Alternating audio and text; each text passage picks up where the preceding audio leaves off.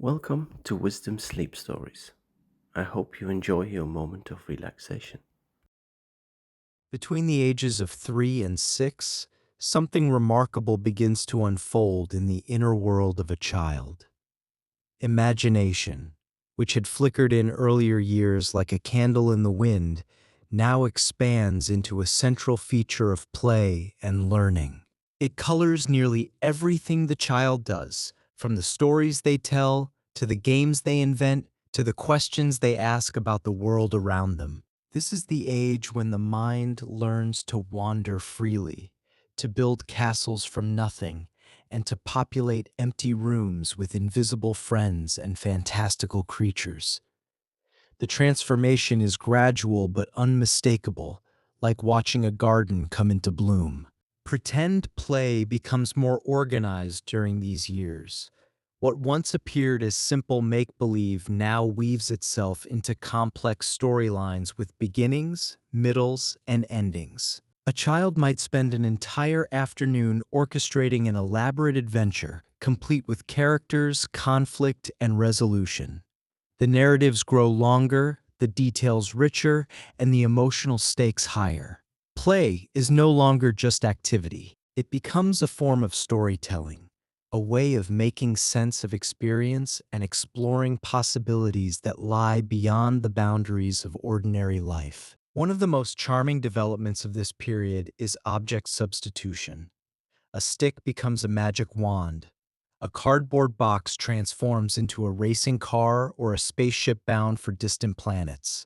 A blanket draped over two chairs becomes a secret cave or a royal palace. This ability to let one thing stand for another reflects growing symbolic thinking.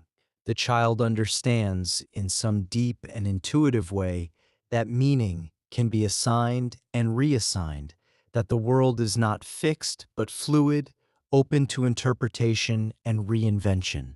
Role-playing scenarios develop naturally during these years. Children act out familiar experiences, turning the ordinary into the extraordinary. A trip to the doctor becomes a dramatic medical emergency. A visit to the grocery store transforms into a bustling marketplace. Running a pretend restaurant or school or post office allows the child to step into adult shoes, to feel what it might be like to hold responsibility, to serve others, to make decisions. Through such play, children explore social rules, emotions, and problem-solving in safe and forgiving contexts. Dress-up and costume play hold a special place in the imaginative life of preschoolers. Putting on a cape or a crown, a uniform or a pair of wings often leads to a kind of imaginative confidence that might not otherwise appear. The costume becomes permission to be someone else, to speak differently, to move differently, to inhabit a new identity for a little while. A shy child might become bold. A quiet child might become loud. The transformation is temporary, but its effects on creative storytelling and self-expression can be lasting. Imaginary friends are common during the preschool years, and they take many creative forms. Some are invisible companions who join the child at meals or bedtime. Others are fantastical creatures with elaborate backstories. Still others are versions of real people, transformed by imagination into something new. These invented friends are not signs of loneliness or confusion. They often represent emotional needs, curiosity, or social rehearsal. The child practices conversation, negotiation, and empathy with a partner who is endlessly patient and always available. Imaginary friends often serve as practice partners for empathy and communication. A child might comfort an invisible companion who is feeling sad, or explain a difficult concept to a stuffed animal who does not understand. These interactions, though they take place entirely within the child's mind, strengthen real social skills. They offer a safe space to experiment with language, with emotion, with the give and take of relationships. The line between fantasy and reality remains flexible in early childhood thought. To an adult, the distinction seems obvious and firm. To a young child, it is far more porous. A dream might feel as real as a waking memory. A wish might seem powerful enough to change the world. This is not confusion. It is a developmental phase of creativity, a time when the boundaries of the possible have not yet been drawn with permanent ink. Magical thinking leads children to link wishes and outcomes in ways that feel powerfully real to them. A child might believe that thinking about something hard enough can make it happen, or that a special ritual can influence events beyond their control. This kind of reasoning, while it fades with age, serves an important purpose. It gives the child a sense of agency in a world that often feels overwhelming and unpredictable. Storytelling abilities flourish during these years. Children begin to arrange events into beginnings, middles, and ends. They learn that stories have structure, that characters face problems and find solutions, that tension rises and falls. Early stories often center on familiar daily routines mixed with fantastical elements. A trip to the park might include a dragon. A bedtime story might feature a talking moon. The child is learning to shape experience into narrative form. Narrative play helps connect imagination with language structure and memory. When a child tells a story, they are not only entertaining themselves or others, they are practicing the art of sequencing, of cause and effect, of emotional arc. They learn that events unfold in time, that actions have consequences, that feelings shift and change as stories progress. These skills will serve them well in school, in relationships, in every area of life that requires the ability to communicate clearly and compellingly. Drawing evolves dramatically between ages 3 and 6. What begins as random marks on paper gradually transforms into intentional shapes representing objects or people. The scribbling stages, though they may look chaotic to adult eyes, demonstrate growing motor control and symbolic experimentation. The child is learning to translate inner images into outer forms, to make the invisible visible. Around age 4, drawings become representational. A circle with 2 dots and a curved line becomes a face. A series of lines becomes a house or a tree or a family standing together. The child begins to link image and meaning, to use visual symbols as a form of communication. This is a profound cognitive leap, one that connects art, language, and thought in new ways. The use of color in children's drawings reflects both mood and symbolic preferences rather than realistic choices. A purple sun or a green sky is not a mistake. It is a choice, an expression of feeling or imagination that transcends literal representation. The child is learning that color carries meaning, that it can evoke emotion and convey ideas beyond the boundaries of realism.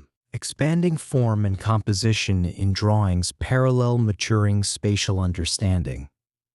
As children grow, their pictures become more complex. Figures gain arms and legs and fingers. Houses gain windows and doors and chimneys. The ground appears at the bottom of the page, the sky at the top. The child is learning to organize visual space, to create coherent scenes from scattered elements. Building blocks and construction toys become tools for symbolic creation as well as design practice. A tower is never just a tower. It might be a castle or a rocket or a skyscraper reaching toward imaginary clouds. Children often narrate their building processes, integrating structure and story. The act of construction becomes a form of storytelling, each block a word in a three-dimensional sentence. Dramatic play themes draw inspiration from familiar life. Home, school, shops, and storybooks all provide raw material for imaginative transformation. Caregiving play, such as feeding dolls or tucking stuffed animals into bed, mirrors the nurturing relationships the child observes and experiences. The child is learning what it means to care for another, to anticipate needs, to offer comfort and reassurance. Superhero and adventure play allow children to explore strength, bravery, and moral emotion. Flying through the living room with arms outstretched, the child becomes invincible, capable of saving the world from any threat. These games are not mere fantasy. They are rehearsals for courage, explorations of what it means to stand up for what is right, to protect the vulnerable, to face danger without flinching. Characters invented during superhero play often combine real and imagined traits. A child might create a hero who has the kindness of a beloved grandparent and the powers of a favorite cartoon character. These hybrid creations reflect the child's growing ability to synthesize information from multiple sources, to blend observation with imagination into something entirely new. Domestic play helps integrate observed adult routines into the child's understanding of daily life. Pretending to cook dinner, wash dishes, or go to work allows the child to rehearse the rhythms and responsibilities of grown-up existence. These games may seem simple, but they carry deep significance. The child is mapping out what adult life looks like, preparing in some small way for the roles they will one day inhabit. Playing at school or work provides rehearsal for social and leadership roles. A child who pretends to be a teacher learns something about authority, about patience, about the challenge of explaining ideas to others. A child who runs an imaginary office discovers something about organization, decision-making, and collaboration. Pretend classrooms or offices become miniature worlds of order, humor, and dialogue, places where the child can safely experiment with power and responsibility. Collaborative pretend play emerges when children coordinate shared storylines with peers. 2 or 3 children might build a world together, negotiating who plays which role, what happens next, and how the story will end. This cooperation requires turn-taking, negotiation, and empathy. Each child must consider the other's wishes, make compromises, and adapt their own ideas to fit the group's evolving vision. The result is something none of them could have created alone, a collective fiction richer and more surprising than any individual imagination could produce. Social pretend play tends to become longer in duration and more coherent with age. A 3-year-old might sustain a pretend scenario for a few minutes before losing interest or becoming distracted. A 5-year-old might carry the same game forward for an hour or more, weaving in new complications, introducing fresh characters, and building toward a satisfying conclusion. This growing capacity for sustained, imaginative engagement reflects deeper changes in attention, memory, and social understanding. Private speech during play reflects active thinking. Children often talk to themselves as they build towers, arrange dolls, or navigate imaginary obstacles. This self-directed dialogue is not a sign of confusion or loneliness. It supports memory, planning, and emotional control. The child is thinking out loud, using language as a tool to organize thoughts and guide actions. In time, this private speech will become internalized, transforming into the silent inner voice that accompanies all conscious thought.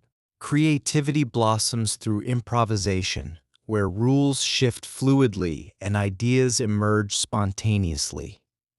A game might begin as a tea party and transform within minutes into a rescue mission or a safari or a journey to the center of the earth. The child learns that creativity is not about following a script. It is about responding to the moment, adapting to new circumstances, and embracing the unexpected with curiosity and delight. Divergent thinking allows multiple ways to use a single object or solve a playful challenge. Given a cardboard tube, a child might see a telescope, a sword, a musical instrument, a tunnel for toy cars, or a megaphone for making announcements to invisible crowds. This flexibility of thought is one of the great gifts of early childhood, a reminder that the world is not fixed in its meanings, that every object holds infinite possibilities waiting to be discovered. Early inventions often appear in pretend play as novel uses for ordinary materials. A child might fashion a camera from a small box, a telephone from 2 cups and a string, or a spaceship from sofa cushions and blankets.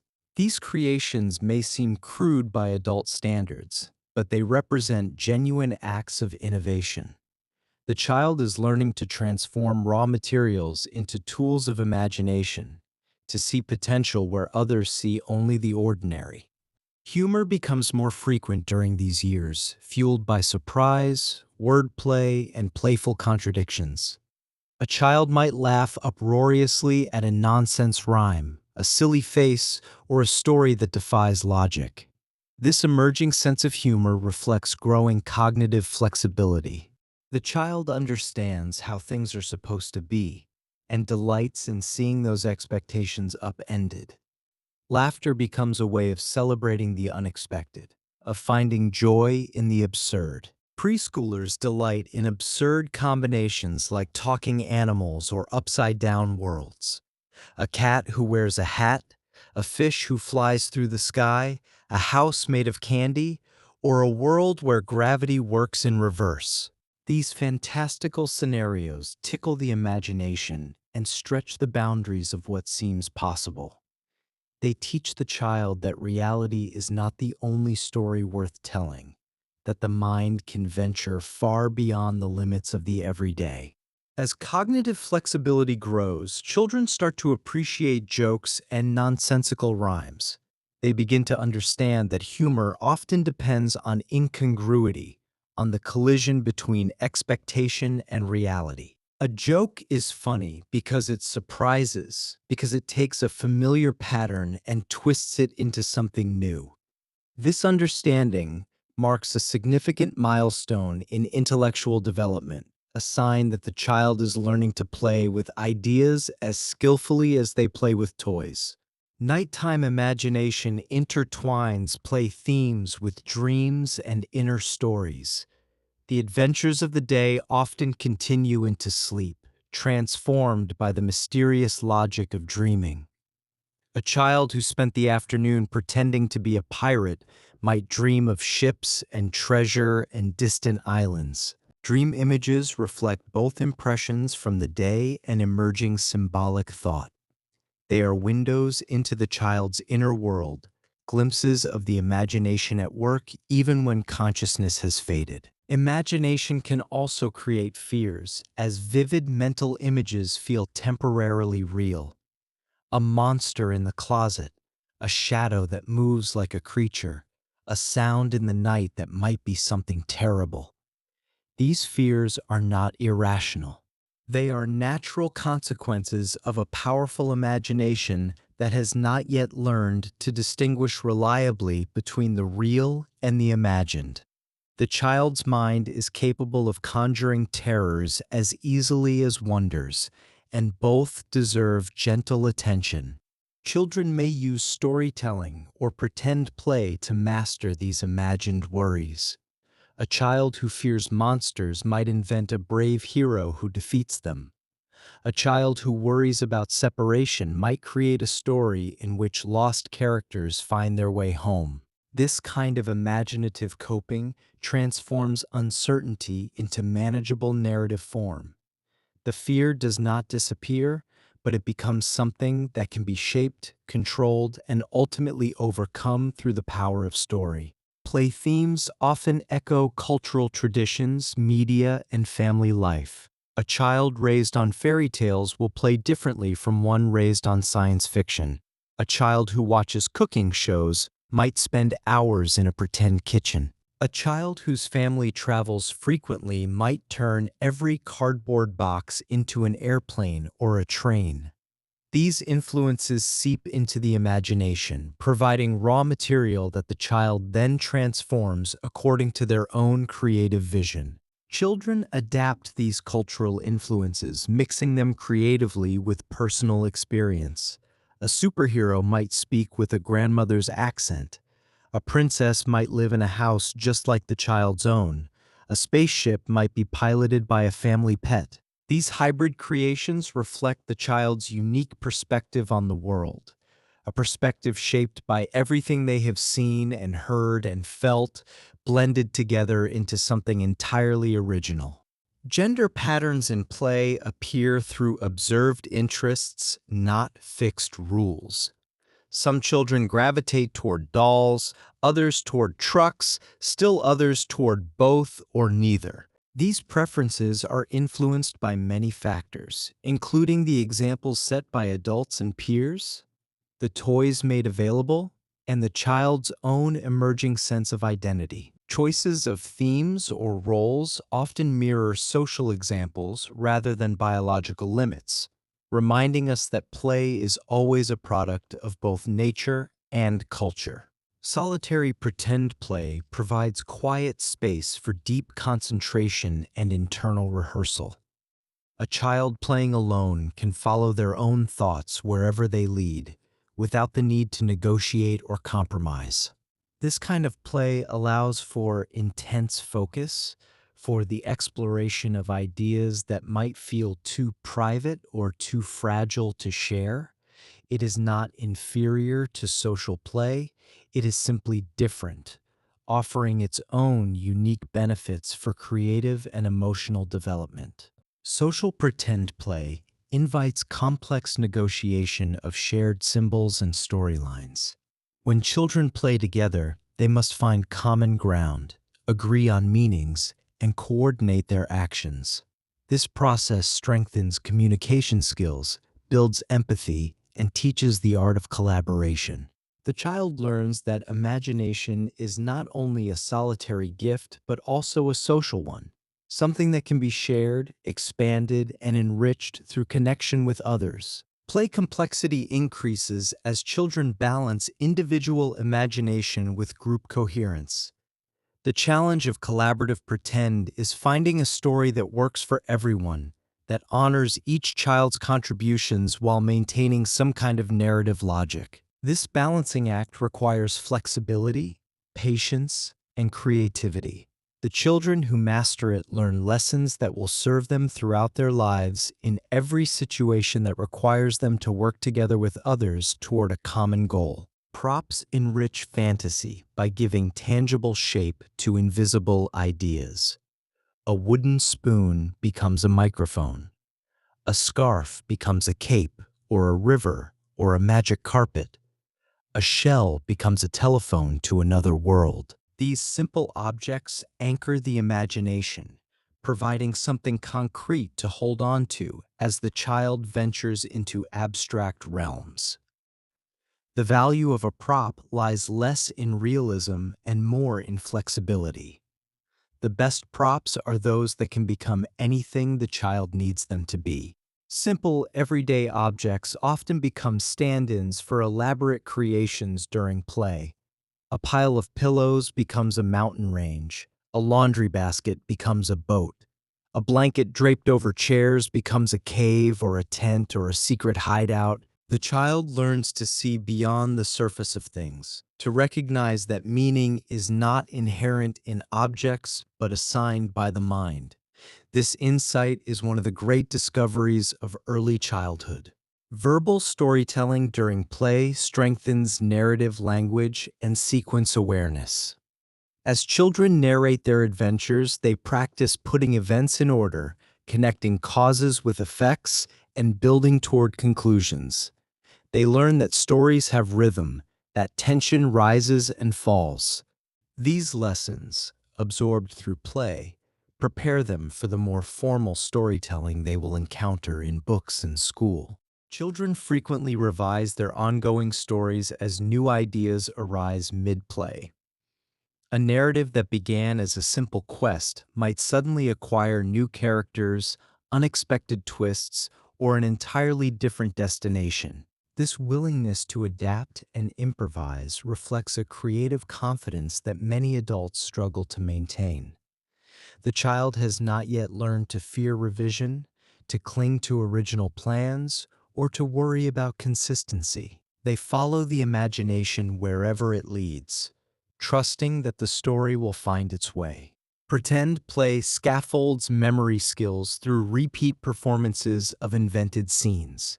When a child acts out the same scenario multiple times, they practice remembering details, sequencing events, and maintaining continuity across sessions. Each repetition strengthens the neural pathways involved in memory formation.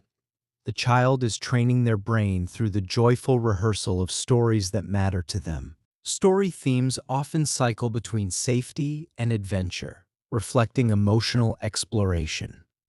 A child might create a story in which characters leave home to face dangers, only to return safely at the end. This pattern appears across cultures and throughout history, in fairy tales and myths and modern stories alike. It speaks to something deep in the human psyche, a need to venture into the unknown while knowing that home awaits, that safety is possible, that courage can be rewarded with return. Dramatic play can express both joy and internal conflict symbolically. A child who is struggling with difficult emotions might create characters who face similar struggles, working through feelings that are too complex to address directly. The distance provided by pretend allows the child to explore difficult territory safely, to experiment with solutions. Play becomes a form of emotional processing.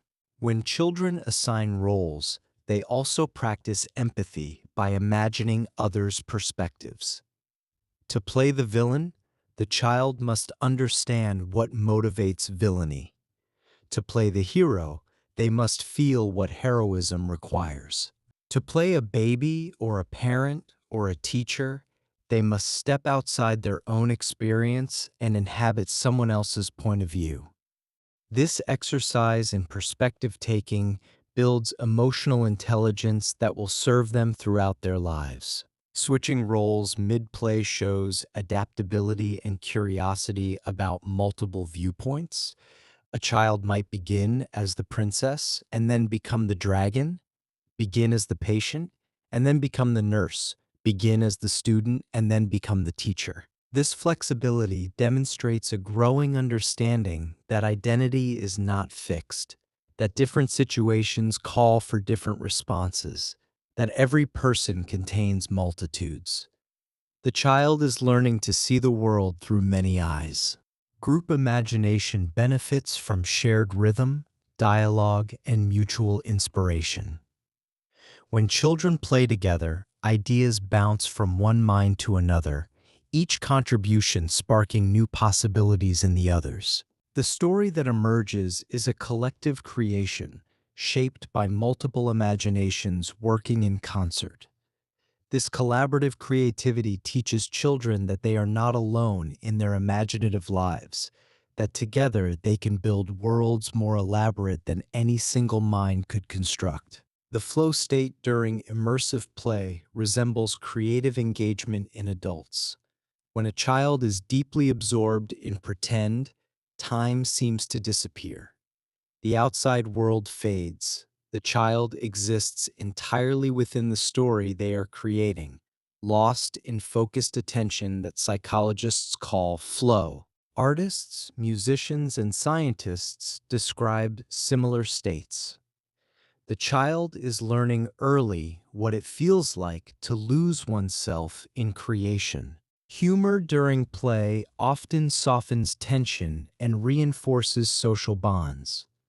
A well-timed joke can diffuse a conflict, ease an awkward moment, or transform frustration into shared laughter.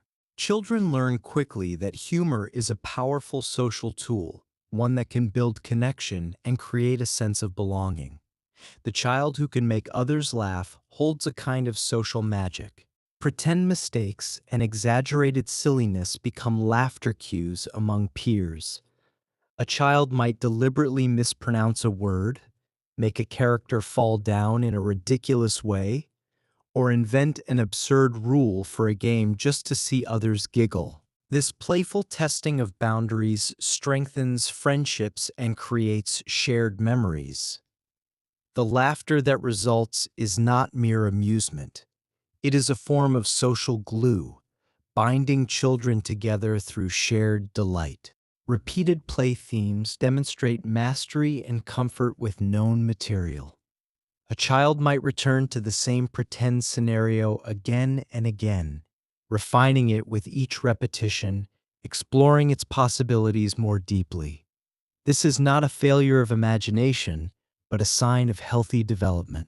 Repetition provides security, allows for gradual experimentation, and builds the confidence needed to venture into new territory when the time is right. Introducing small twists keeps familiar play worlds fresh and stimulating. Even within a beloved scenario, children find ways to add novelty, to surprise themselves and each other with unexpected developments. A familiar story becomes a laboratory for variation, a safe space to experiment with change. The child learns that creativity does not require constant revolution, that innovation can happen within tradition, that the familiar and the new can coexist in productive tension. The boundary between fantasy and reality becomes clearer toward the end of this age range. As children approach 6, they develop a more reliable sense of what is pretend and what is real. They can distinguish between stories and facts, between wishes and possibilities, between imagination and memory. This clarity does not diminish the power of fantasy. It simply allows the child to navigate between two worlds more skillfully, moving from one to the other as circumstances require. Understanding what is pretend versus real develops through both reassurance and experience. When a child asks if monsters are real, or if magic actually works, or if wishes can come true, they are not seeking simple answers. They are testing the boundaries of reality, mapping the edges of the possible. Patient, honest responses help them build a mental model of how the world works, one that accommodates both the wonders of imagination and the constraints of physical law. Magical explanations remain appealing even after reality distinctions strengthen. A child who knows intellectually that magic is not real might still prefer magical stories, might still play games involving spells and enchantments, might still half believe in things they know to be impossible. This is not contradiction. It is a healthy recognition that reality is not the only source of meaning, that imagination has its own truths, that the heart has reasons the mind cannot fully explain. Figurative language, such as metaphors and jokes, reflects the same imaginative reasoning that powers pretend play. When a child understands that someone can be a lion in courage without actually being a lion, or that a heart can break without shattering into pieces, they are exercising the same mental muscles they use in make-believe. Symbolic thinking connects language and play, poetry and pretend, literature and imagination in a web of creative possibility. Visual art, music, and storytelling often blend spontaneously in the child's creative routines. A drawing might inspire a song might inspire a story might inspire a dance.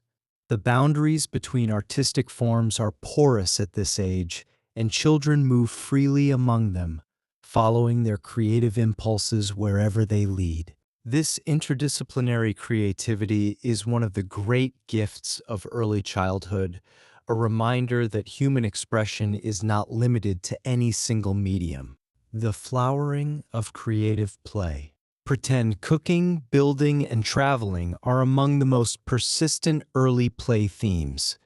These scenarios appear in cultures around the world, suggesting something universal about their appeal. They reflect the child's interest in agency, transformation, and outcome. Cooking turns raw ingredients into finished meals. Building turns scattered materials into structures. Traveling turns stillness into motion, the familiar into the unknown. Each theme offers opportunities to practice skills, explore possibilities, and rehearse for adult life. The imaginative flexibility of early play forms the foundation for lifelong creativity. The child who learns to see a stick as a sword or a box as a castle is learning habits of mind that will serve them throughout their life. They are learning to question assumptions, to see beyond surfaces, to imagine alternatives to the status quo. These are the skills of artists and scientists, entrepreneurs and inventors, anyone who seeks to make the world different from the way they found it. Even simple props like a blanket or cardboard box can evoke entire worlds of invention. The child needs no expensive toys, no elaborate equipment, no special technology to fuel their imagination. A few basic materials, some unstructured time, and a mind ready to play are all that is required. The simplicity of these tools is part of their power. They leave room for the imagination to work, to fill in details, to transform the ordinary into the extraordinary. By age 6, imagination integrates thought, emotion, and expression into unified creative play. The child who has spent years practicing pretend has developed a rich inner life, a capacity for empathy and perspective taking, a toolbox of creative strategies for dealing with the world. They have learned that reality is not fixed, that meaning can be made and remade, that every moment holds the possibility of transformation. This is the gift of imagination, cultivated through countless hours of play. As imagination flourishes in these years, so too does emotional awareness. Between the ages of 3 and 6, children become increasingly skilled at recognizing and naming basic emotions. Words such as happy, sad, angry, and scared become part of daily vocabulary, tools for making sense of the inner life that pulses beneath the surface of every interaction. The child who can name a feeling has taken the first step toward understanding it, and understanding is the beginning of mastery. This growing emotional literacy transforms the way children navigate their world. Expanding emotional vocabulary helps children describe inner experiences more precisely. A child might learn that there is a difference between sad and disappointed, between angry and frustrated, between scared and worried. Each new word opens a new window onto the landscape of feeling, allowing for finer distinctions and more accurate communication. The child is building a language for the inner world, word by careful word, expanding their capacity to share what lies within. Understanding the causes of feelings grows alongside the language used to explain them. Children start linking emotions to events, realizing that situations create specific reactions. A broken toy causes sadness. A surprise visit brings joy. A loud noise triggers fear. These connections may seem obvious to adults, but for children they represent genuine discoveries, moments of insight into the logic of emotional life.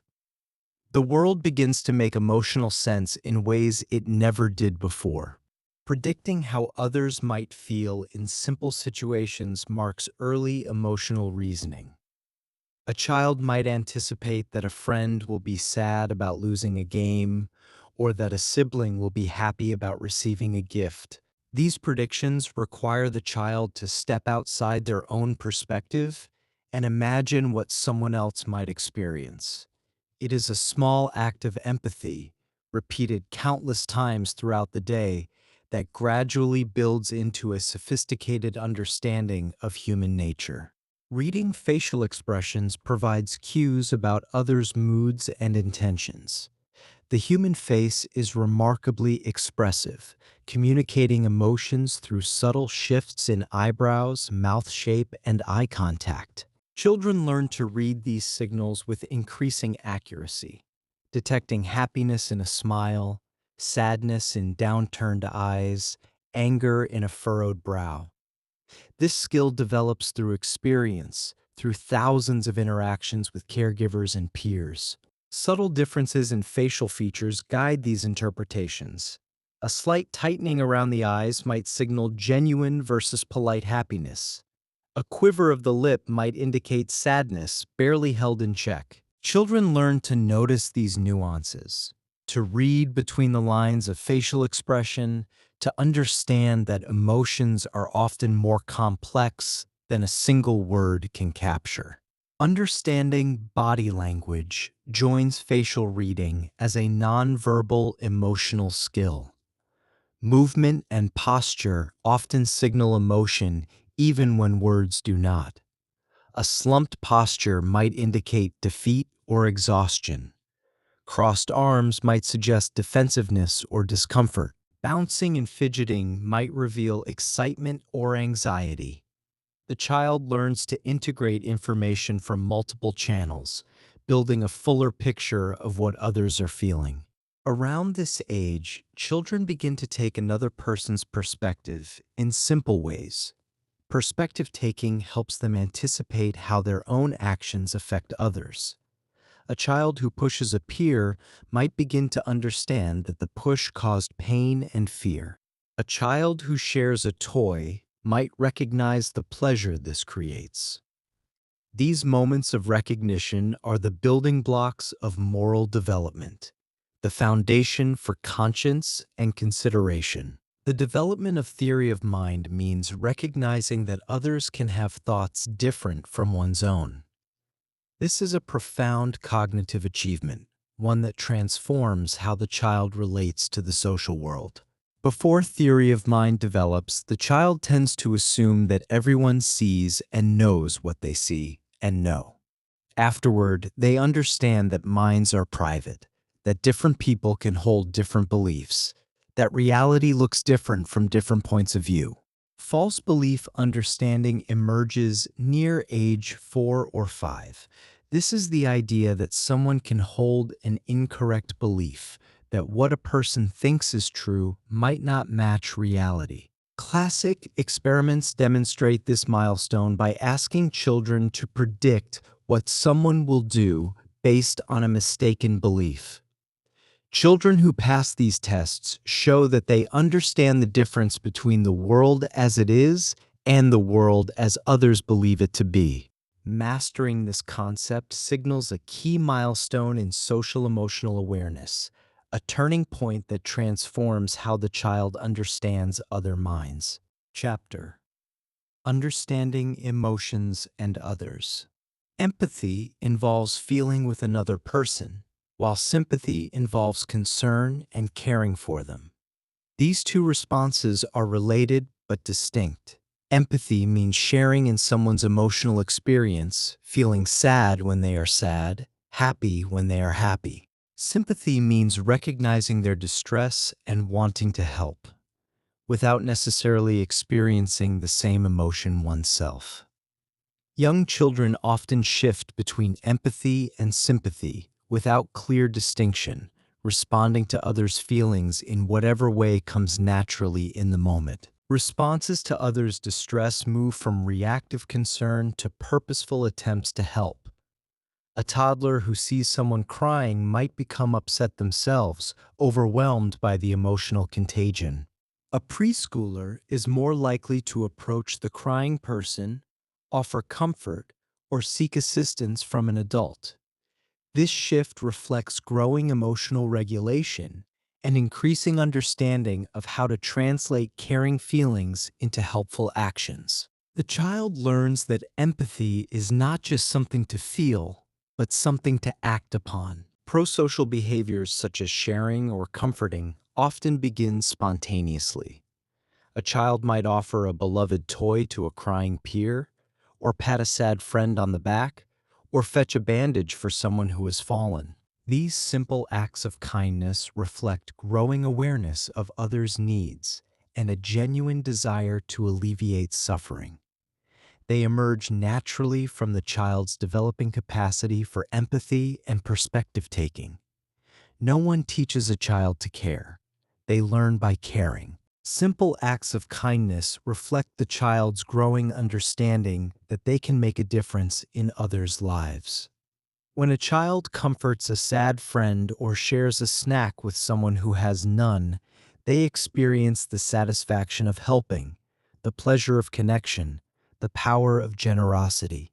These experiences reinforce pro-social behavior, making it more likely that the child will act kindly again in the future. Kindness becomes a habit, woven into the fabric of daily life. Turn-taking in play or conversation supports emotional balance and fairness. The ability to wait for a turn requires patience, self-control, and trust that one's turn will eventually come. Children learn through practice that turn-taking makes games more fun for everyone, that fairness creates harmony, that patience is rewarded. These lessons lay the groundwork for cooperation and social harmony throughout life. The playground becomes a training ground for citizenship. Waiting for a turn requires practice in delaying impulses. The young child's first instinct might be to grab, to demand, to insist on going first. Learning to wait means learning to tolerate frustration, to manage the discomfort of not getting what one wants immediately. This is one of the great challenges of early childhood and one of the most important skills a child can develop. Each successful wait strengthens the capacity for more waiting in the future. Patience strengthens gradually as self-control and understanding of time mature. A 3-year-old might find waiting nearly impossible, while a 6-year-old can wait with relative ease. This growth reflects changes in brain development, particularly in the prefrontal cortex, which governs impulse control and future-oriented thinking. It also reflects countless practice opportunities, each moment of waiting building on the last layer by layer, constructing the architecture of self-regulation. Growth in impulse control allows children to pause before acting on emotion. Instead of hitting when angry, the child learns to use words. Instead of grabbing when excited, the child learns to ask.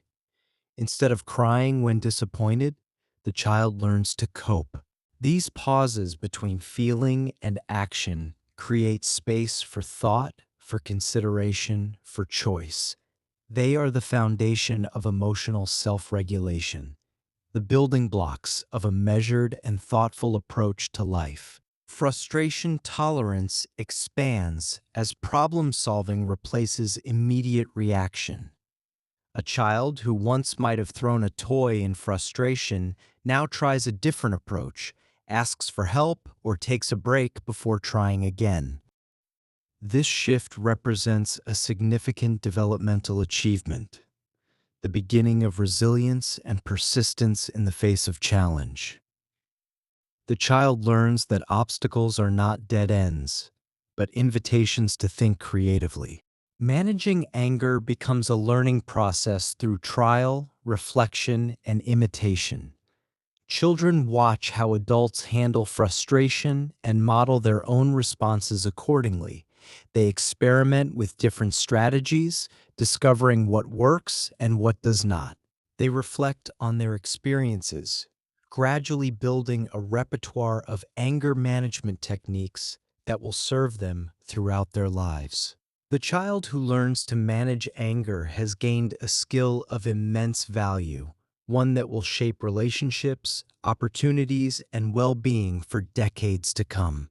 Preschoolers begin experimenting with calming strategies such as counting or taking deep breaths. These techniques, often taught by caregivers or teachers, provide the child with tools for managing strong emotions. When feelings threaten to overwhelm, a few slow breaths can create space, a chance to settle before responding. The child learns that emotions are not forces beyond control. They can be shaped, softened, channeled in constructive directions. This discovery is empowering, a first step toward emotional autonomy that will continue developing for years to come. Fear remains a common emotion during these years, often shifting from loud noises to imagined dangers.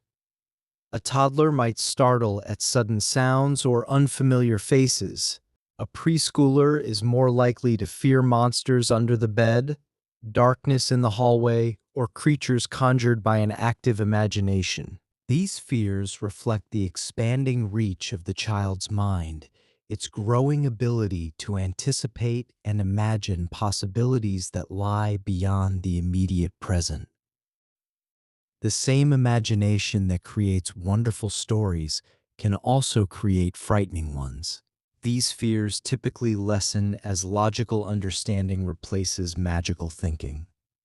As the child develops a more realistic sense of how the world works, the monsters fade, the shadows lose their menace, and the dark becomes simply the absence of light. This transition happens gradually through reassurance, experience, and the slow accumulation of evidence that the world is safer than imagination sometimes suggests. Patience and gentle correction help speed this process along.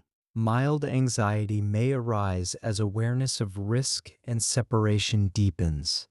A child who once ran fearlessly into new situations might now hesitate, recognizing that unfamiliar places hold unknown possibilities.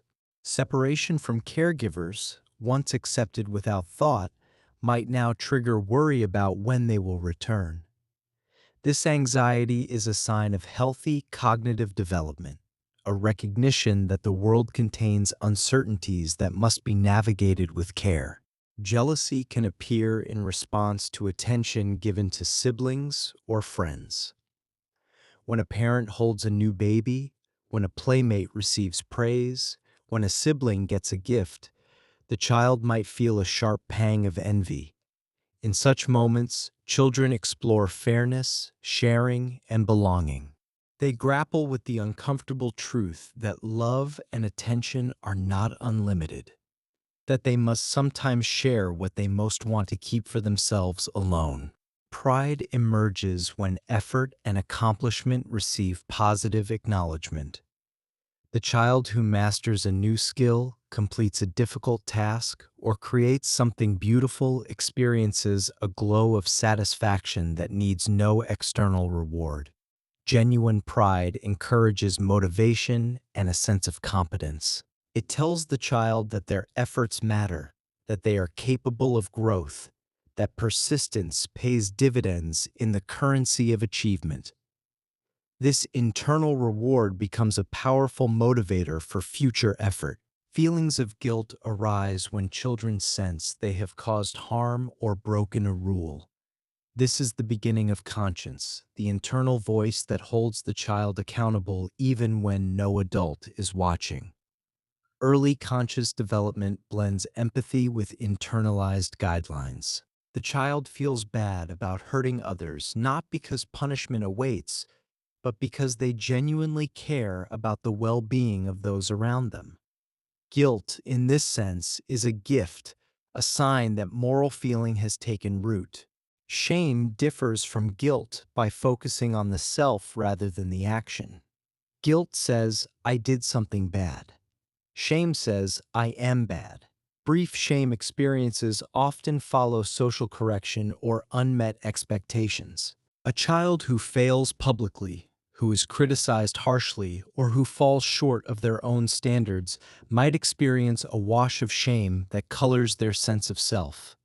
These moments are painful, but usually temporary, fading as the child moves on to new activities and successes. Caregivers can help by separating behavior from identity. Embarrassment appears as children become aware of being observed or evaluated. Blushing, giggling, or hiding reflects the sensitivity of self-conscious feelings. The child realizes that others are watching, judging, forming opinions.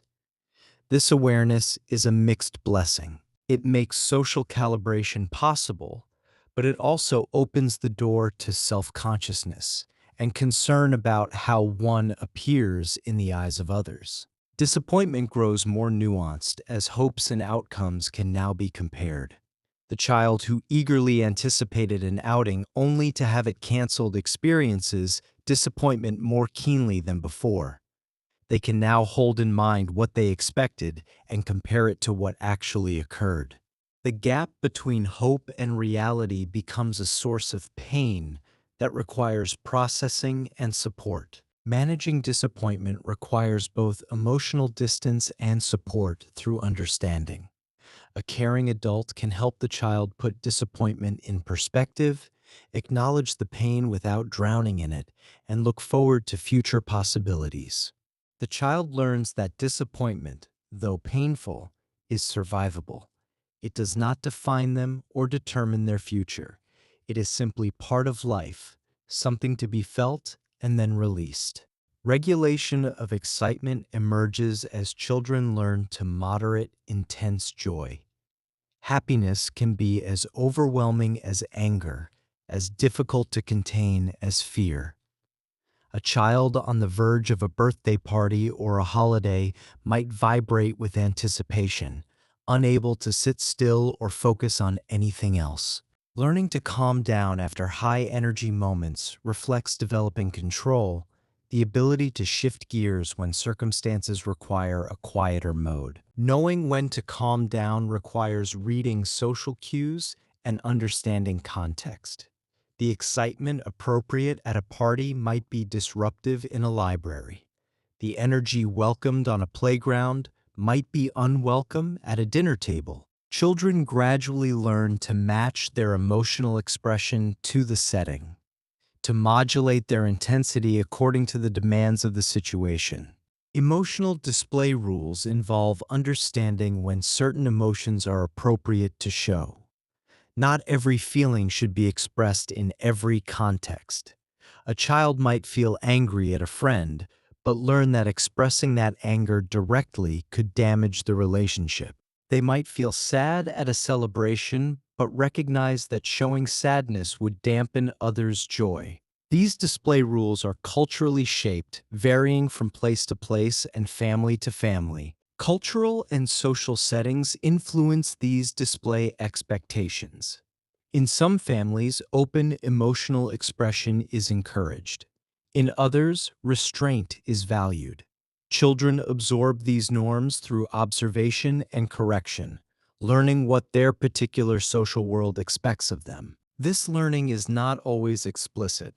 Often it happens through subtle cues, raised eyebrows, and shifted attention that teach the child what is and is not acceptable.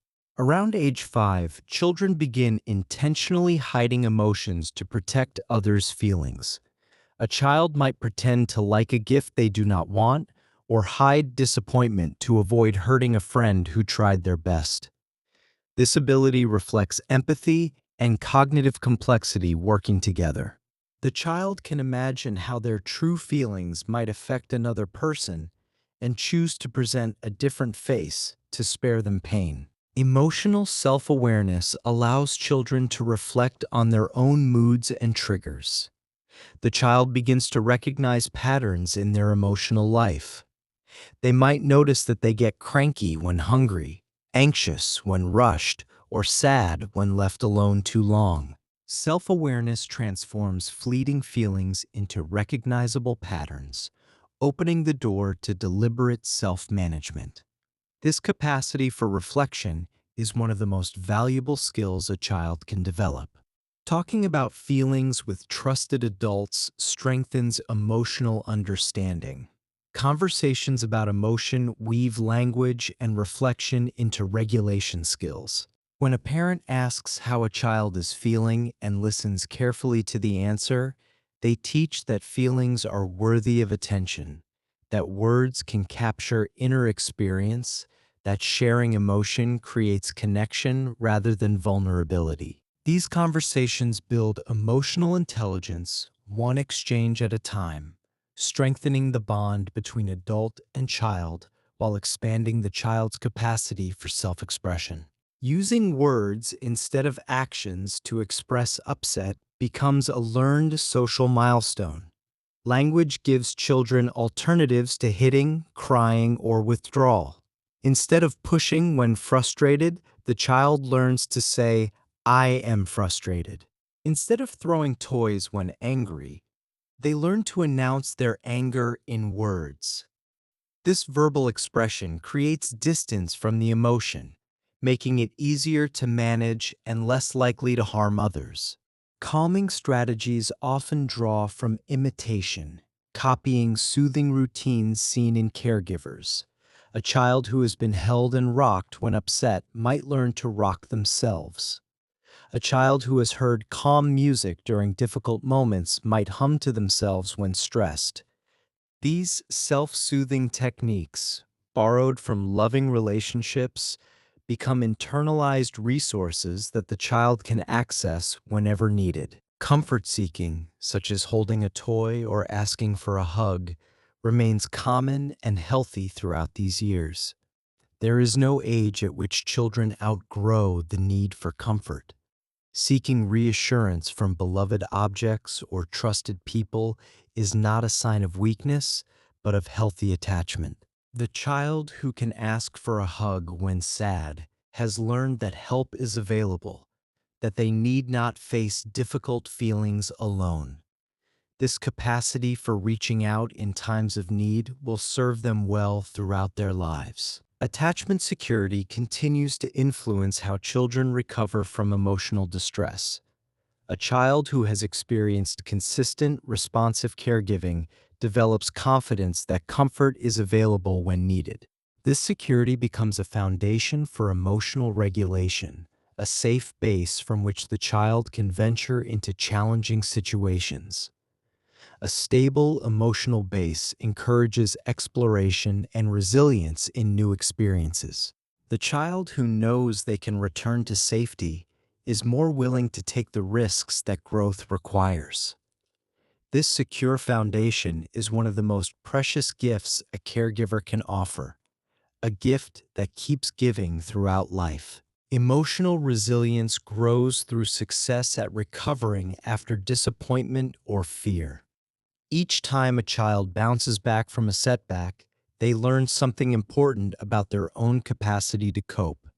Small recoveries teach that negative emotions are temporary and manageable.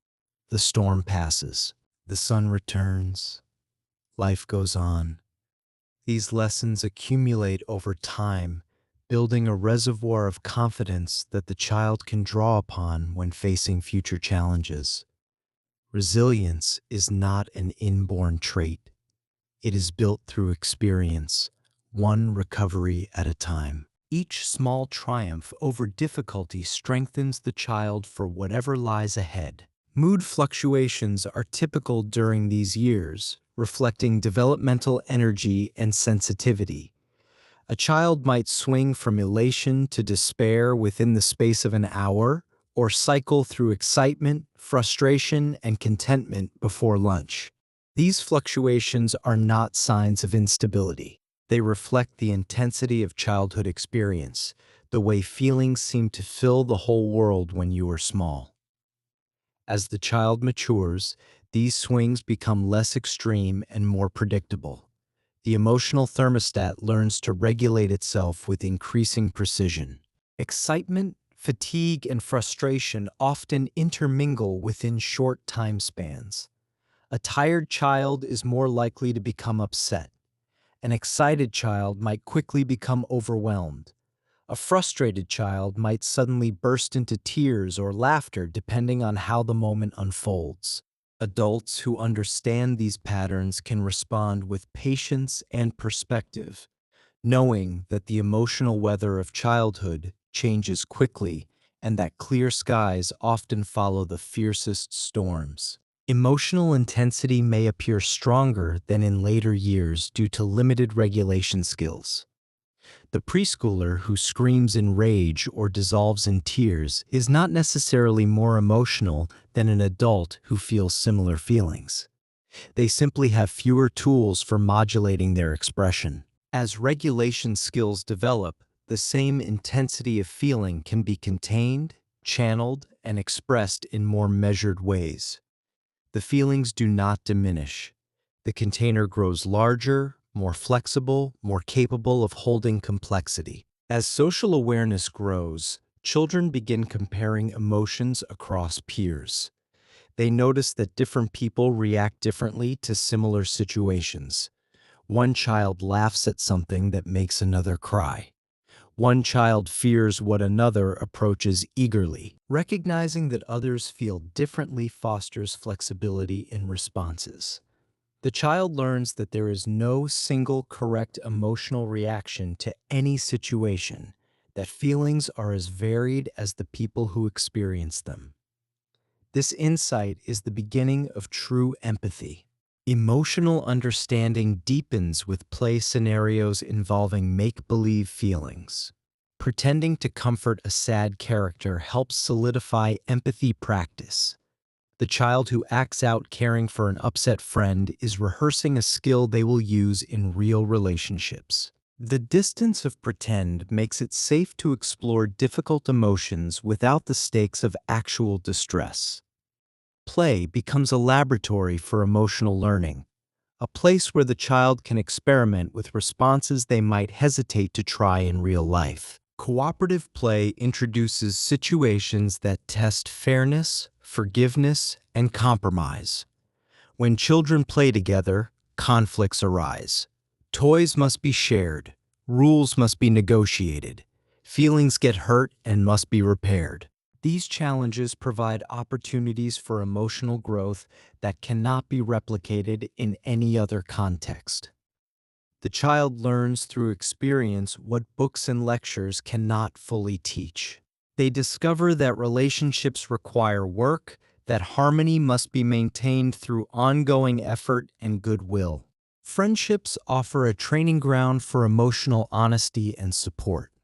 A friend is someone with whom the child can be themselves, someone who accepts their quirks and values their company. In the context of friendship, children practice vulnerability, learn to give and receive comfort, and discover the deep satisfaction of mutual care. These early friendships, however brief, leave lasting impressions on the developing heart. They teach what it means to be known and accepted by another person. Preschool humor also enhances emotional connection and shared joy. When children laugh together, they create bonds that transcend words. Shared laughter signals safety, belonging, and mutual delight. It releases tension, builds trust, and creates memories that strengthen relationships. Group laughter acts as low-stakes practice for emotional synchrony, teaching children to tune into others' feelings and respond in kind. The joy of shared humor is one of life's simplest and deepest pleasures. Social stories, media, and observation feed emotional vocabulary growth. Words like surprised, lonely, or confused appear as understanding becomes more refined. Each new emotion word opens a new category of experience, allowing the child to notice and name feelings that might otherwise remain undifferentiated. The emotional landscape becomes richer, more textured, more navigable as vocabulary expands. Language becomes a map of the inner world, growing more detailed with each new word acquired. By mid-preschool years, children can often describe mixed or overlapping emotions. They might report feeling happy and sad at the same time, or excited and scared, or angry and guilty. Understanding that two emotions can coexist marks progress in emotional complexity. Life is not simple, and feelings are not simple either. The child who grasps this truth has taken an important step toward emotional maturity. They begin to see that the heart can hold contradictions, that seemingly opposite feelings can dwell side by side. Sensitivity varies widely among children. Some react strongly to stimulation, easily moved to tears or laughter by experiences that leave others unmoved. Others prefer quiet reflection, processing emotions internally rather than expressing them outwardly. Such individual differences form part of a broader temperament pattern, the inborn tendencies that shape how each child engages with the world. Neither style is better than the other. Each has its own gifts and challenges. The sensitive child notices what others miss. The reflective child thinks before acting. Emotional learning accumulates through repetition, empathy, and consistent response. Every interaction teaches something about how feelings work, how they can be managed, and how they connect us to others. The lessons are not always explicit. Often they are absorbed through the countless small moments that make up daily life, the times when feelings arise and are met with understanding, patience, and care. The child learns about emotions the way they learn language, through immersion in a world where emotions are constantly being expressed, named, and responded to. By age 6, many children can articulate their feelings and identify those of others with nuance. They have traveled a long distance from the wordless emotionality of infancy. They can name what they feel, explain why they feel it, and often predict how others might feel in similar situations. This emotional awareness and empathy creates a balanced blend of warmth and understanding that will continue to develop throughout childhood and beyond. The foundation has been laid for a lifetime of emotional intelligence. The capacity to understand and manage emotions is not a luxury. It is a necessity for healthy relationships, productive work, and personal well-being. The preschool years lay the groundwork for this capacity, providing the experiences and the language and the practice that emotional intelligence requires. What begins as simple recognition of happy and sad evolves into a sophisticated understanding of the human heart. The journey is gradual, but each step matters. Each moment of emotional learning builds on everything that came before. These emotional skills do not develop in isolation. They emerge from relationships, from play, from conversation, from the patient guidance of caregivers who model emotional regulation and respond to children's feelings with warmth and acceptance. The child learns about emotions by watching how adults handle their own feelings, by receiving comfort when distressed, and by being helped to understand the complex inner world that pulses beneath the surface of everyday life. The adult's calm becomes the child's calm. The adult's patience becomes the child's patience. The modeling is constant and powerful. As we turn from emotional development to the social world of early childhood, we carry forward everything we have learned about feelings. Emotions are the currency of relationships. They bind us to others, signal our needs, and motivate our actions. The child who understands emotions is better equipped to navigate the complex social landscape that awaits them, better prepared to form friendships, resolve conflicts, and find their place among their peers. The emotional groundwork of these years will support everything that comes after. The social world of early childhood opens like a flower in spring, revealing colors and complexities that could scarcely have been imagined in the simpler days of infancy. First friendships in early childhood often form around shared activities and repeated contact in familiar settings, such as preschool classrooms or playgrounds. These initial bonds are forged not through deep conversation or abstract compatibility, but through the simple pleasure of playing together day after day until the habit of companionship becomes something that feels necessary and right. The friend becomes a fixed star in the child's social universe. Children between 3 and 6 years tend to describe friends as those they play with regularly rather than in terms of deeper personality traits. Ask a preschooler why someone is their friend, and they are likely to say because we play together or because they let me use their toys. These reasons may seem superficial to adult ears, but they reflect the reality of early friendship, which is built primarily on proximity, shared activity, and the accumulation of pleasant experiences. Depth will come later. For now, presence is enough. Choosing playmates at this age is strongly influenced by similar play interests, such as enjoying the same games or toys. A child who loves building with blocks will naturally gravitate toward other builders. A child who prefers dramatic play will seek out fellow actors for the stage of imagination.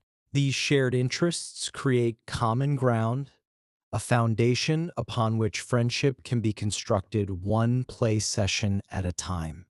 Like seeks like, even in the sandbox. Research shows that preschoolers are more likely to name peers as friends when they see them sharing, helping, or cooperating with one another. Kindness is noticed even at this young age. The child who shares their snack, who helps a struggling peer, who offers comfort to someone in distress, earns a reputation that opens doors to friendship. Social currency is already being minted and exchanged in the economy of the preschool classroom. Generosity pays dividends in the currency of connection. Around the preschool years, children move from parallel play, where they play side by side without much interaction, toward associative and cooperative play with shared goals. The transition is gradual but unmistakable. Where once two children might build separate towers next to each other, now they begin to build together, coordinating their efforts, negotiating plans, and celebrating shared accomplishments. This shift marks a major milestone in social development, a turning point that changes everything about how children relate to peers. Cooperative play becomes more frequent as children learn to coordinate roles, storylines, and simple rules in their games. A game of house requires agreement about who will be the parent and who the child, what the daily routine will involve, and how problems will be resolved. A game of superheroes requires consensus about powers, villains, and the arc of the adventure. These negotiations happen quickly and fluidly, often without the children even noticing that they are developing sophisticated social skills. The play is the teacher. Social problem solving in young children often appears when they negotiate who gets a turn, who plays which role, or how a game should proceed. These situations, which might seem trivial to adults, are serious business to children. They involve competing desires, limited resources, and the ever-present possibility of conflict. Learning to navigate these challenges teaches skills that will be used throughout life in every situation that requires finding common ground with others. The playground is preparation for the boardroom and the family dinner table. Studies of loose parts and pretend play show that children use negotiation and compromise in play as early forms of social problem solving. When the blocks run low or two children want the same role, solutions must be found. Sometimes a child suggests taking turns. Sometimes one child defers to another. Sometimes a creative compromise emerges that satisfies everyone. Each successful resolution builds confidence and competence for future negotiations. The child learns that problems have solutions if only one is willing to look for them. Conflict resolution between young children often involves quick shifts from disagreement to resumed play, sometimes with adult guidance, but often spontaneously. One moment, two children might be arguing over a toy, voices raised and faces flushed. The next moment, they might be playing happily together, the dispute apparently forgotten. This rapid cycling from conflict to harmony reflects the resilience of early childhood and the priority that children place on maintaining play above all else. The desire to keep playing is a powerful force for peace. Research indicates that preschoolers can repair minor conflicts with friends by offering objects, changing the game, or suggesting new rules. These repair strategies emerge naturally from the desire to keep playing, to preserve the friendship, to restore the harmony that conflict disrupts. The child learns that disagreements need not end relationships, that ruptures can be mended, that forgiveness is possible and often freely given. These lessons about repair and reconciliation are among the most valuable of early childhood. Concepts of sharing and fairness usually begin as equal shares thinking, such as everyone getting the same number of items or turns. Fair means the same to a young child. If one child has 3 crackers, fairness demands that every child have 3 crackers. This rigid equality is the starting point for moral development, a first approximation that will later give way to more nuanced understandings of justice that account for need, effort, and context. But even this simple fairness represents a remarkable achievement, a step beyond pure self-interest. By the later preschool years, some children start to consider effort or need when thinking about what is fair, especially in cooperative tasks. A child who worked harder might deserve more credit. A child who has less might deserve a larger share. These considerations add complexity to moral reasoning, moving beyond simple equality toward more sophisticated justice. The foundations of ethical thinking are being laid in these early years, brick by careful brick.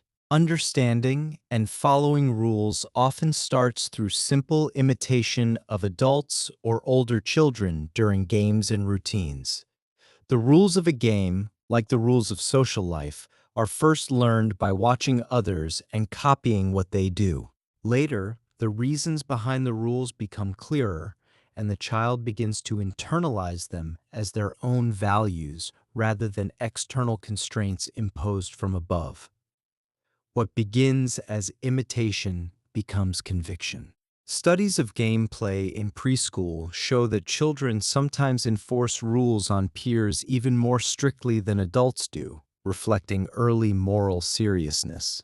A child might protest loudly if another child skips a turn or moves a piece incorrectly, insisting on adherence to the rules with an intensity that can surprise grown-ups. This strict enforcement reflects the child's developing sense of justice and their investment in fairness. The rules matter because fairness matters. Early cheating, such as moving game pieces extra spaces, is often interpreted by researchers as experimentation with boundaries rather than stable antisocial behavior. The child who cheats is testing the limits, exploring what happens when rules are broken. Most children quickly discover that cheating undermines the game and damages relationships, lessons that stick better than any lecture could convey. Observational studies suggest that when children break rules in games, they often watch peers or adults' reactions closely. This watching is not passive but active investigation. The child is gathering data, constructing a mental model of social expectations. Every reaction teaches something about the invisible rules that govern social life. Tattling in preschool is frequently motivated by a desire to enforce rules and fairness, not only to gain adult attention.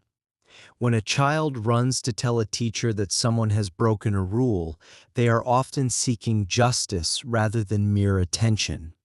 They believe in the rules and want them upheld. This motivation, while sometimes annoying to adults, reflects genuine moral concern. The tattler is trying to maintain the social order they have come to value. Researchers have found that children gradually learn to distinguish between reporting serious harm and tattling about minor rule breaking as their social understanding matures. The distinction is subtle but important. A child learns that some violations require adult intervention while others can be handled among peers. This discrimination reflects growing social wisdom, an understanding of when to seek help and when to manage on one's own. It is a step toward independence and social competence. In-group preferences emerge early, with children more likely to favor peers who share familiar characteristics such as language or group membership. This tendency to prefer the familiar is not taught. It appears to be a natural feature of human social cognition, visible even in the earliest years of life. Children gravitate toward those who seem like them, who speak the same way. This preference is the seed from which both loyalty and prejudice can grow. Studies show that preschoolers may allocate more resources or show more helping behavior toward members of their perceived in-group. These biases are subtle but measurable. A child might share more readily with a classmate than with a child from another class. These findings remind us that the roots of group identity and its associated biases reach deep into early childhood. Mood fluctuations are entirely typical during these years, reflecting the developmental energy and heightened sensitivity that characterize early childhood. Excitement, fatigue, and frustration often intermingle within surprisingly short time spans, sometimes shifting from one to another in mere moments. A child may laugh with delight one minute, feel overwhelmed the next, and return to cheerful play shortly after. This emotional variability is not a sign of instability, but rather evidence of a system still learning to regulate itself. The brain regions responsible for modulating emotional responses are still maturing, and the connections between feeling and control have not yet fully strengthened. What seems like an outsized reaction to a small disappointment is often simply the honest expression of a young nervous system that has not yet learned to dampen its responses. With time, patience, and consistent support from those around them, these fluctuations will gradually smooth into more even patterns. Emotional intensity may appear stronger during early childhood than it will in later years, largely because the skills needed to moderate strong feelings are still developing. A minor frustration can feel enormous to a young child, and a small joy can bring overwhelming happiness that lights up their entire being. Adults sometimes forget how vivid these early emotional experiences can be, how a broken cracker or a lost balloon can genuinely feel like tragedy in the moment. This intensity is not drama or manipulation, but authentic feeling, filtered through a mind that has not yet developed the perspective that comes with age and experience. Over time, children learn that strong feelings pass, that disappointments can be survived, and that happiness returns even after sadness. These lessons accumulate slowly, one experience at a time, building the emotional resilience that will carry them through harder challenges in the years to come. As social awareness grows, children begin comparing their own emotions to those of their peers in new and meaningful ways. They notice when a friend seems happy or sad, and they start to recognize that others may feel differently about the same situation. One child might find a particular game thrilling, while another finds it frightening.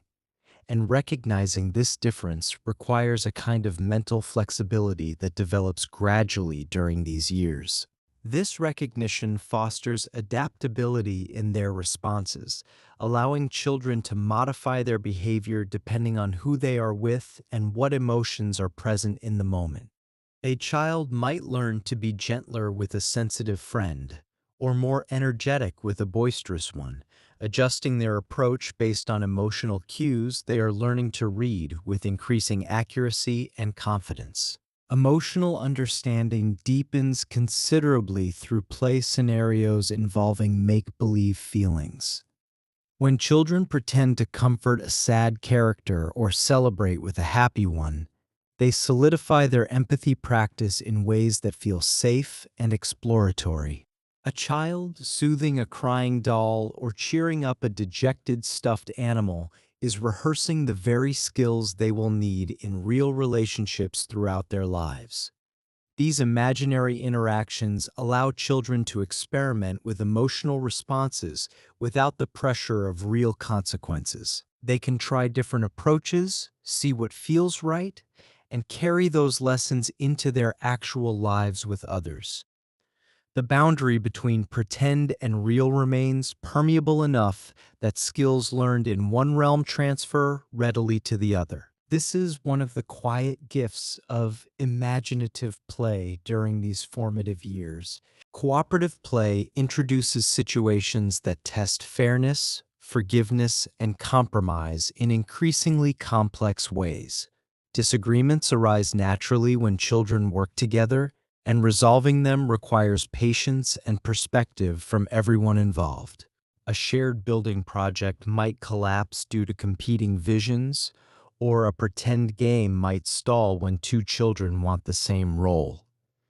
These moments of friction, though sometimes difficult in the moment, provide essential practice in negotiation and emotional management. Children learn to state their preferences clearly, listen to what others want, and find solutions that allow play to continue. The emotional work involved in these negotiations is substantial, requiring children to manage their own disappointment while remaining connected to their playmates and invested in the shared activity. Friendships offer a particularly rich training ground for emotional honesty and mutual support during these early years.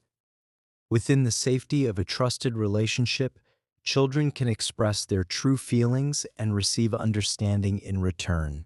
A friend becomes someone who knows when you are sad, who celebrates when you are happy, who notices when something is wrong, even before you say anything.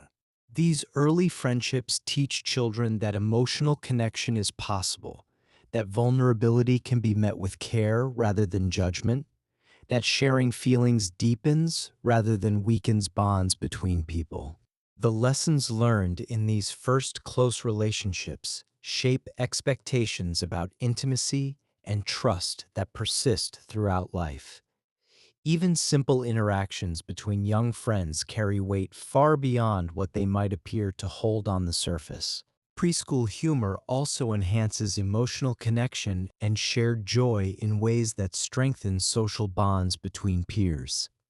Silly jokes, exaggerated faces, and playful teasing create moments of laughter that bring children together in spontaneous delight. The content of the humor matters less than the shared experience of finding something funny together. A nonsense word, an unexpected noise, a pretend fall. These become sources of shared amusement that forge lasting connection. Group laughter acts as low-stakes practice for emotional synchrony, helping children attune to one another's rhythms and responses. When children laugh together, they are practicing the kind of emotional coordination that underlies deeper forms of connection.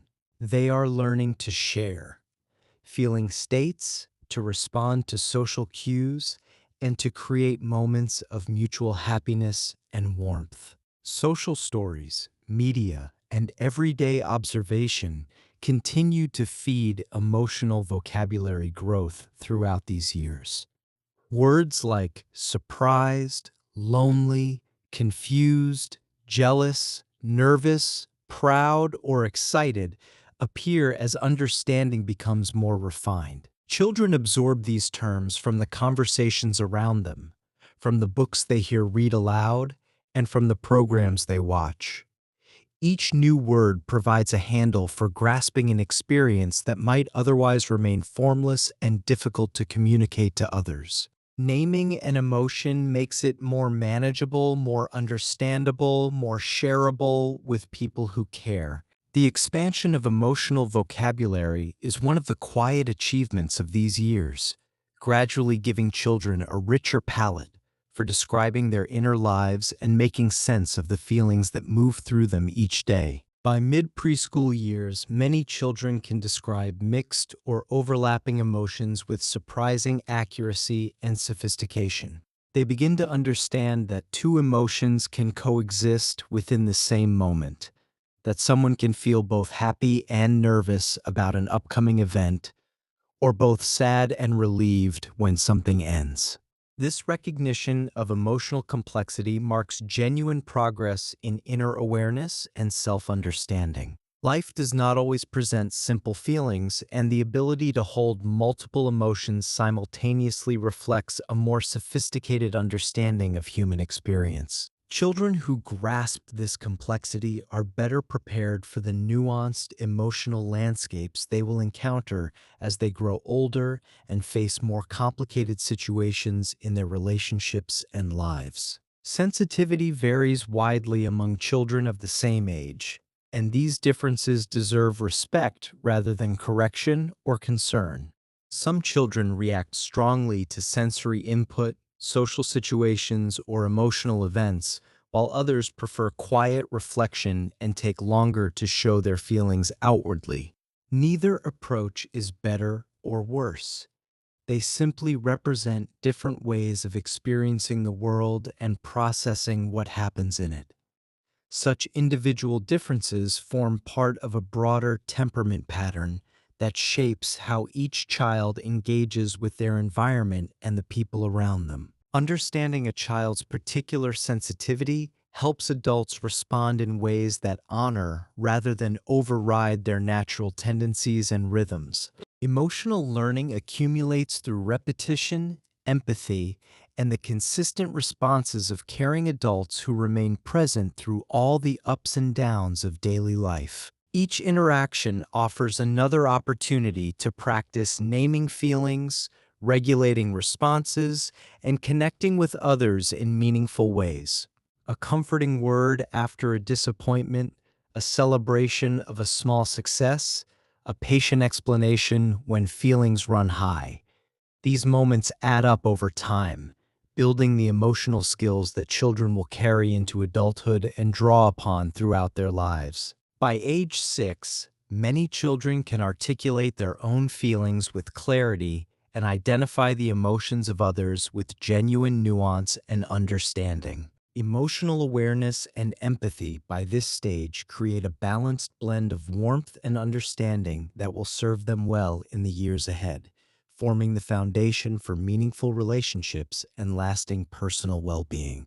The work of these early years is quiet but profound, shaping not just how children feel, but how they understand feeling itself, and how they will come to understand the feelings of others for the rest of their lives. First friendships in early childhood often form around shared activities and repeated contact in familiar settings, such as preschool classrooms or neighborhood playgrounds. Children gravitate toward other children they see regularly, finding comfort in the predictability of familiar faces and the ease of established routines. These early bonds may seem simple on the surface, built around who plays nearby or who likes the same toys, but they carry real emotional significance for the children involved. The joy of seeing a friend arrive at school, the disappointment when that friend is absent, the special excitement of a play date, these feelings are genuine and meaningful, even when the friendship itself is based on proximity and shared interest rather than deeper connection. Between the ages of 3 and 6, children tend to describe friends as those they play with regularly, rather than in terms of deeper personality traits or shared values that might characterize older friendships. A friend is someone who shows up, someone who wants to play the same games, someone who is there when fun is happening. Ask a 4-year-old why someone is their friend, and they might say because they play together every day, or because they both like trucks, or because they sit at the same table during snack time. This understanding will deepen considerably with time, but it represents an important and necessary beginning. Children must first learn how to be with others before they can learn to understand others at deeper levels. Choosing playmates at this age is strongly influenced by similar play interests, such as enjoying the same games, toys, or imaginative scenarios. Children notice when another child shares their enthusiasm for building blocks or pretending to be animals, and this recognition of shared interest draws them together naturally. There is something powerful about finding someone who wants to do what you want to do, who sees the appeal in the same activities, who gets excited about the same things. Research shows that preschoolers are more likely to name peers as friends when they observe those peers sharing, helping, or cooperating with others. Kindness and generosity stand out, even to young eyes, marking certain children as desirable companions worth seeking out and staying close to. Around the preschool years, children move from parallel play, where they play side by side without much direct interaction, toward associative and cooperative play with shared goals and ongoing communication. This transition represents a significant step in social development, as children learn to coordinate their actions with those of others and to incorporate others into their play in meaningful ways. Parallel play is not inferior to cooperative play. It serves an important developmental function, allowing children to be near others and observe others while still maintaining control of their own activity. But the move toward genuine cooperation opens new possibilities for learning, for relationship, and for the kind of joy that comes from creating something together. Cooperative play becomes more frequent as children learn to coordinate roles, storylines, and simple rules in their games. Building a block tower together, running a pretend restaurant, or playing house all require children to communicate their intentions and respond to the intentions of others. Each child must understand what the other is trying to do and find a way to contribute to the shared activity. Social problem solving in young children often appears when they negotiate who gets a turn, who plays which role, or how a game should proceed when disagreements arise.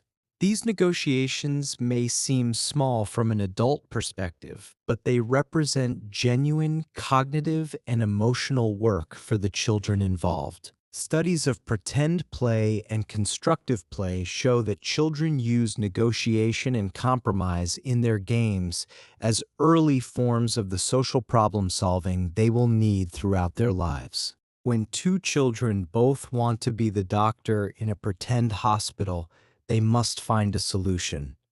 Perhaps taking turns, perhaps inventing a second doctor role, perhaps one agreeing to be the patient this time with the promise of being doctor next time. The skills practiced in these small negotiations transfer to more complex situations later on. Every successful resolution teaches that conflict need not end relationship, that differences can be worked out, that other people's desires matter alongside one's own. Conflict resolution between young children often involves quick shifts from disagreement to resumed play, sometimes with adult guidance, but often spontaneously and without intervention. A quarrel over a toy can dissolve into shared play within moments, as though the dispute never happened. This flexibility is one of the gifts of early childhood, the ability to move on quickly, to not hold grudges, to let go of friction in favor of continued connection. Research indicates that preschoolers can repair minor conflicts with friends by offering objects, changing the game, or suggesting new rules that satisfy everyone involved. These repair strategies demonstrate a practical understanding of how to maintain relationships even when friction occurs. Concepts of sharing and fairness usually begin as equal shares thinking, such as everyone getting the same number of items or the same number of turns. This straightforward approach to fairness provides a starting point that makes sense to young minds. If there are 6 cookies and 3 children, each child should get 2. If there is a swing and 3 children want to use it, each should get a turn of equal length. By the later preschool years, some children start to consider effort or need when thinking about what is fair, especially in cooperative tasks. They may recognize that someone who worked harder deserves more, or that someone who has less needs to receive more. This more sophisticated understanding of fairness develops gradually and unevenly, appearing in some situations before others. Understanding and following rules often starts through simple imitation of adults or older children during games and routines. Children watch how others play and adopt those patterns as their own, learning the structure of games and activities by observation before they fully understand the reasons behind the rules. Studies of gameplay in preschool show that children sometimes enforce rules on peers even more strictly than adults do, reflecting an early moral seriousness about how things should be done. The rules of a game become important precisely because they create structure and predictability, allowing everyone to know what to expect and what is expected of them.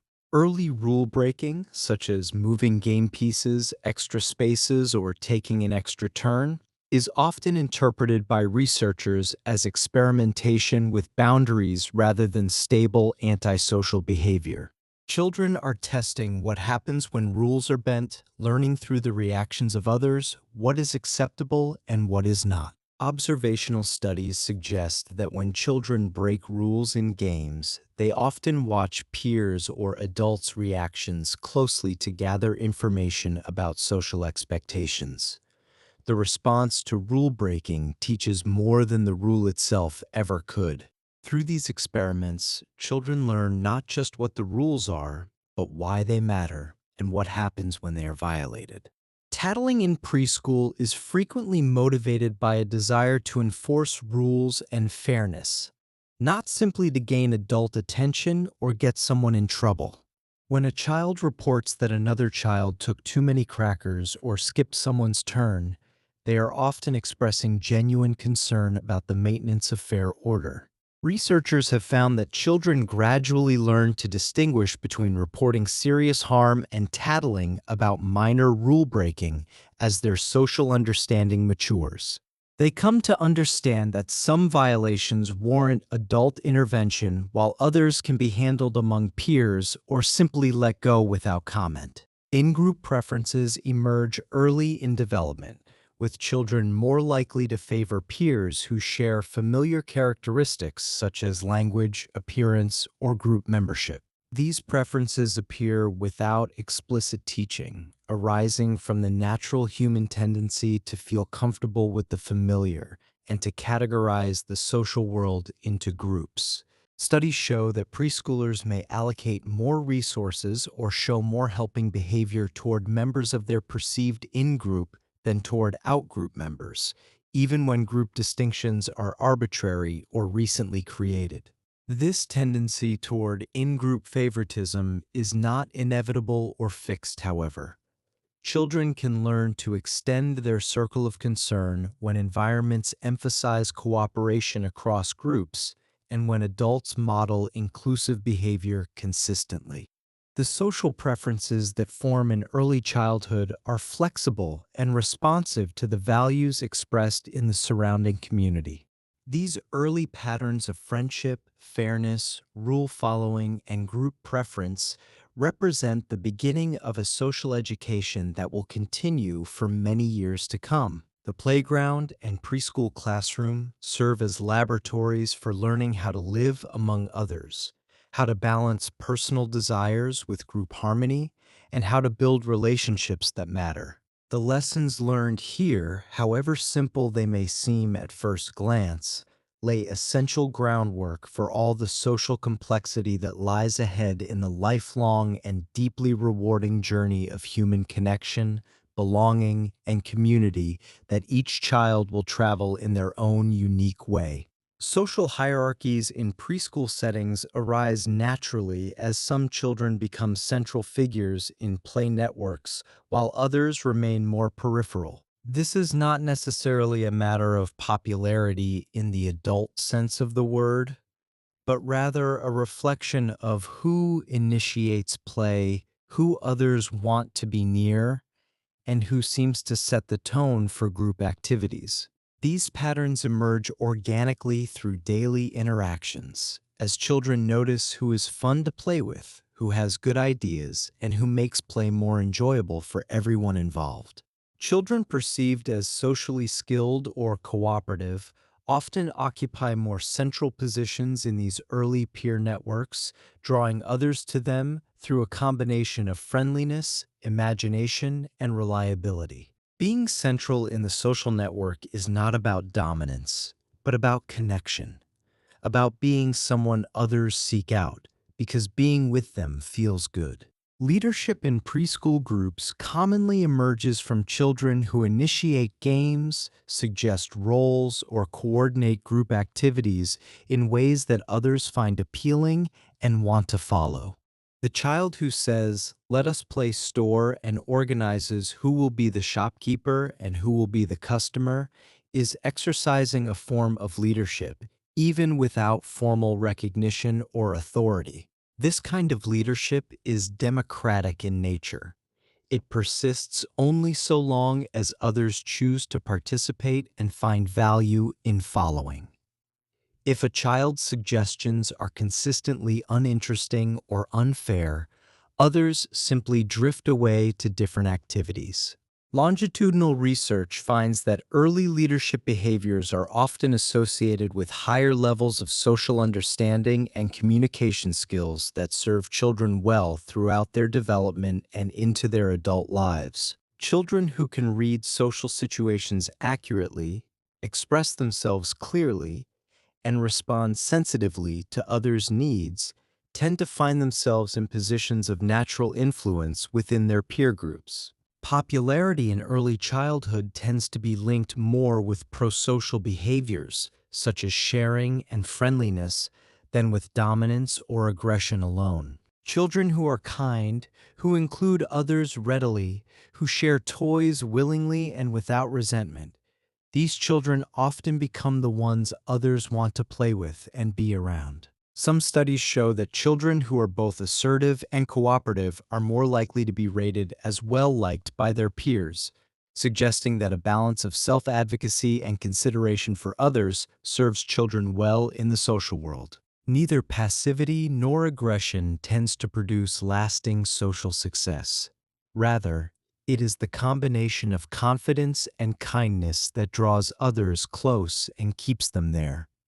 These patterns, established early in life, can set trajectories that influence social experiences for years to come. Rejection experiences, such as being left out of a game or told you cannot play with us, have been associated with higher levels of later social anxiety in some longitudinal studies.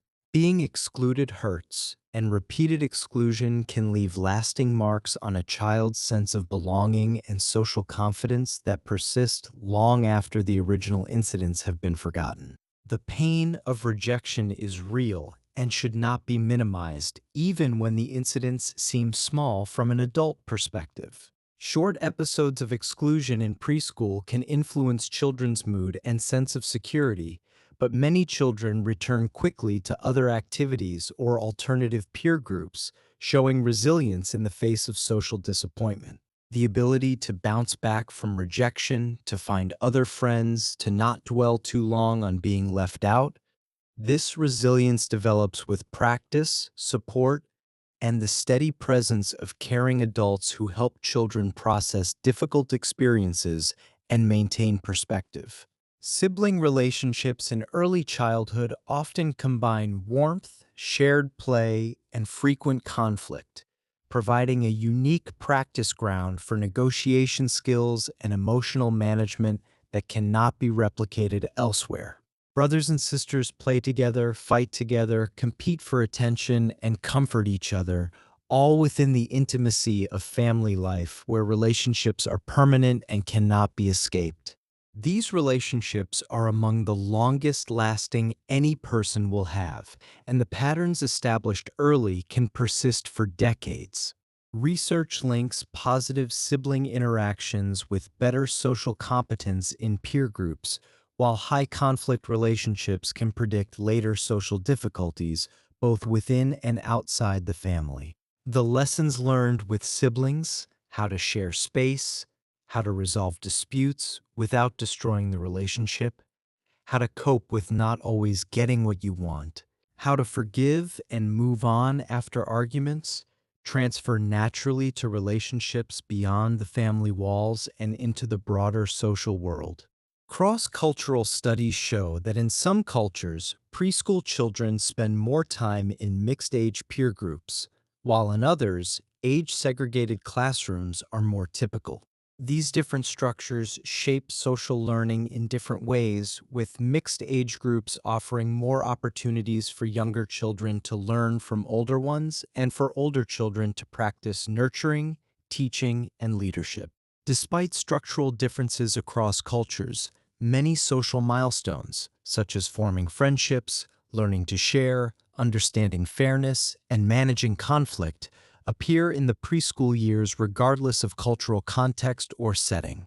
Children everywhere learn to navigate relationships, to understand what others expect, to connect with those who share their interests. The specific forms these skills take may vary from place to place, but the underlying developmental processes appear remarkably consistent across human societies and historical periods. One well-known myth about early childhood is that sugar intake directly causes hyperactivity. Controlled research trials have generally failed to support a strong causal link between sugar consumption and behavior in children, despite how firmly many parents believe in the connection. The energetic behavior often attributed to sugar may have more to do with exciting situations, parties, celebrations, special treats, than with the sugar itself. Reviews of behavioral studies suggest that adult expectations play a significant role in these perceptions. When parents expect sugar to cause hyperactivity, they may perceive their children as more active regardless of what the children actually consumed. This example illustrates how important it is to examine common beliefs about childhood carefully, rather than accepting them uncritically based on folk wisdom alone or repeated assumptions that have never been properly tested.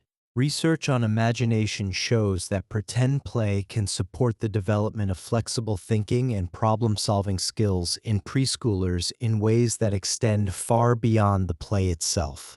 Children who engage in rich, imaginative play practice thinking about possibilities, considering alternatives, and shifting perspectives, all skills that serve them in academic and social contexts alike. Long-term studies indicate that these pretend play experiences are associated with more advanced social cognitive skills, such as perspective taking and understanding others' mental states in later childhood. One surprising finding is that children can learn scientific or logical concepts more effectively when they are embedded in imaginative play scenarios rather than presented as abstract information. The imagination exercised in play appears to strengthen mental capacities that serve children well across many domains of learning and life, making play far more than mere entertainment. Practice with symbolic play, such as using objects to stand in for something else, has been linked to improvements in language and executive function. When a child uses a banana as a telephone or a blanket as a superhero cape, they are exercising the same symbolic capacity that underlies language use and abstract thinking. Play-based learning research suggests that children in play-focused preschools often show equal or better academic outcomes in later grades than peers from more direct instruction programs that emphasize drills and structured lessons. Studies highlight that child-led play supports not only cognitive skills but also motivation and positive attitudes toward school that persist over time. A common misconception is that preschoolers have very short attention spans for all tasks, yet research shows they can sustain attention for extended periods when deeply engaged in meaningful play of their own choosing. Executive function studies demonstrate that interest and choice matter greatly, and creating environments where children can engage deeply supports development far better than attempting to stretch attention through discipline or external rewards alone. The social hierarchies, leadership patterns, and play-based learning that characterize these important years form an interconnected web of development that shapes who children will become as they grow. Children learn about themselves through their relationships with others, discover their capacities through exploration and experimentation, and build the foundations for all future learning through the deceptively simple act of play. What looks like children merely playing is actually children doing the most important work of their young lives, learning how to be human among other humans, how to think creatively and flexibly, and how to find lasting joy in discovery and in meaningful connection with the many other human beings who share this remarkable and beautiful world we all inhabit together throughout our lives.